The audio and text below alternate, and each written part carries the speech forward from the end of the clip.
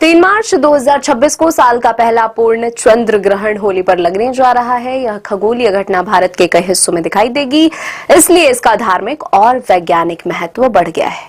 इस ग्रहण के दौरान ब्लड मून नजर आएगा और इसे ग्रस्त उदय चंद्र ग्रहण भी कहा जा रहा है।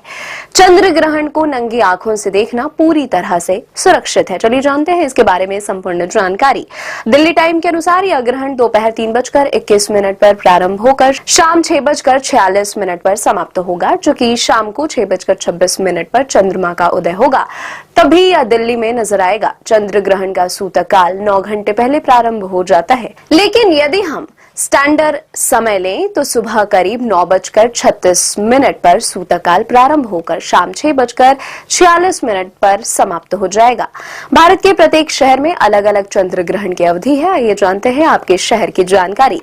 दिल्ली टाइम, जैसे दिल्ली टाइम के अनुसार यह ग्रहण दोपहर 3:21 पर प्रारंभ होकर शाम 6:46 पर समाप्त होगा, जो कि शाम को 6:26 पर चंद्रमा का उदय होगा, तभी यह दिल्ली में नजर आएगा। इसका अर्थ है दिल्ली में यह ग्रहण शाम 6:26 से 6:46 तक, यानी करीब 20 मिनट तक ही ग्रहण नजर आएगा।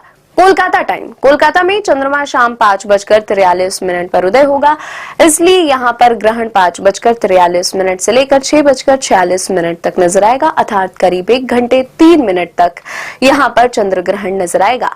डिब्रूगढ़, पूर्ण चंद्र ग्रहण का सबसे अच्छा नजारा पूर्वोत्तर भारत से दिखेगा। डिब्रूगढ़ में लगभग 1 घंटा 40 मिनट तक यह ग्रहण नजर आएगा। इसके बाद कोलकाता से यह नजारा सबसे शानदार दिखाई देगा।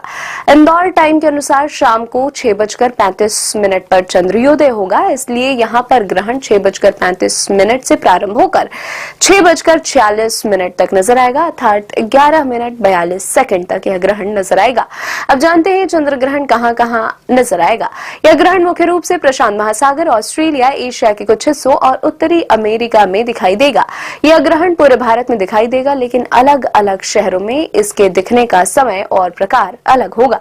असम, अरुणाचल प्रदेश, मेघालय और नागालैंड जैसे राज्यों में इसका सबसे शानदार नजारा दिखेगा। यहाँ ब्लड मून की पूर्ण अवस्था देखी जा सकेगी। कोलकाता, भुवनेश्वर और पटना जैसे शहरों में ग्रहण का काफी बड़ा हिस्सा दिखाई देगा। दिल्ली, मुंबई, बेंगलुरु, चेन्नई और हैदराबाद जैसे शहरों में चंद्रमा उदय होते समय ग्रहण के अंतिम चरणों में होगा।